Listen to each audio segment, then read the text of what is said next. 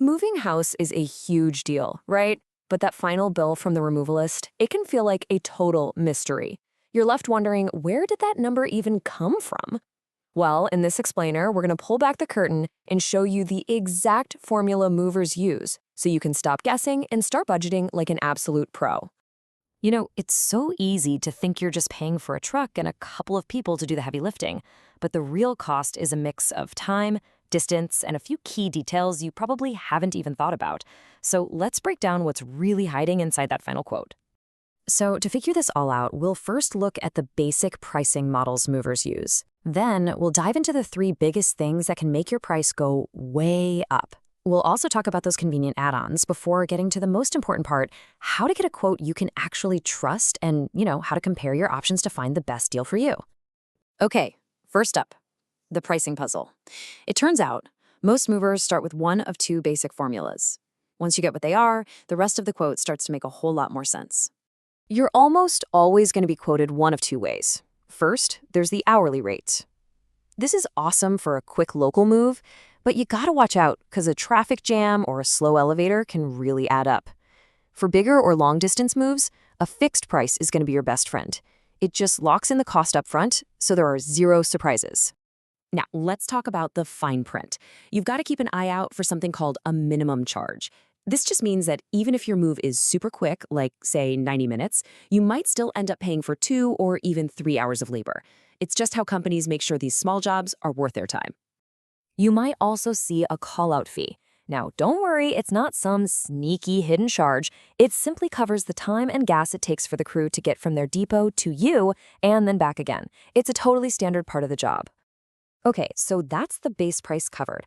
But what really makes that number go up or down? Well, it really comes down to a few key factors that have a massive impact on your final quote. It basically boils down to these three things. A huge 40% of your cost is simply the amount of stuff you have. Seriously, that's the biggest piece of the pie. After that comes the distance you're moving at 35%, and finally, how easy or hard it is to get in and out of your properties. So let's zoom in on that biggest factor, volume.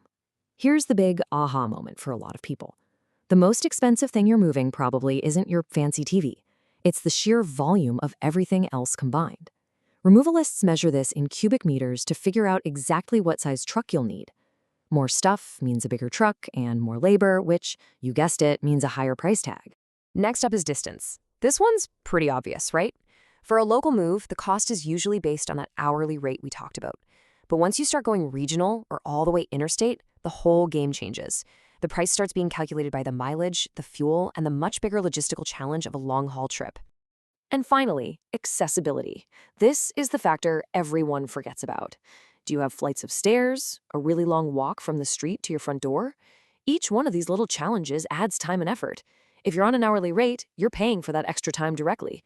If you got a fixed quote, well, they've already built that extra labor cost right in. All right, so beyond the non-negotiables, like how much stuff you have, there are a bunch of services you can choose to add on. Think of these as the price of convenience. They can be absolute lifesavers, but you definitely need to budget for them. First on the list is professional packing and unpacking. I mean, if you're short on time or just have a ton of fragile items, this service is a total game changer. The crew brings all the materials and expertly packs everything for maximum protection. It's usually built by the hour, plus whatever the boxes and bubble wrap cost. Got a piano? A pool table? Maybe a giant fragile antique?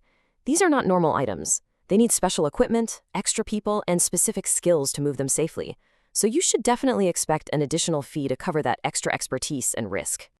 You know, sometimes the stars just don't align, and there's a gap between when you have to leave your old place and when you can get into your new one. That's where storage comes in. Lots of companies offer secure storage, and the fee is typically based on, you guessed it, how much stuff you have and for how long you need to store it. Okay, so now you know all the different components. How do you actually use that knowledge to get a quote that's accurate? Let's get into the practical steps you need to take. Here's the bottom line. A good quote depends on good information. So be brutally honest. Make a super detailed list of your stuff. Tell them about the piano. Mention every single flight of stairs. The more they know upfront, the fewer nasty surprises you'll have on moving day. Removalists have 3 main ways of figuring out what your move will involve. The gold standard is the in-home assessment, or someone physically comes and sees your space and your stuff. With modern tech, virtual assessments over video call are also super popular and really effective. The quickest method is usually an online form, but its accuracy depends entirely on how detailed you are. So, you've done the hard work, you provided all the details, and now the quotes are rolling in. So, how do you choose the right one? Here's your action plan.